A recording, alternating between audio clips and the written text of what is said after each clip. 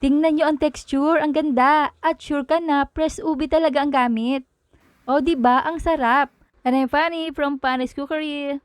At isang piraso lang ang gagamitin ko. Lagyan ng tubig na saktong dami lang. At pakuluan hanggang sa lumambot, durugin hanggang sa maging smooth na ito. Lagyan ng asukal. At maglagay ng 1 cup all-purpose flour. Maglagay ng 2 kutsara ng butter. Ilagay ang ubi mixture.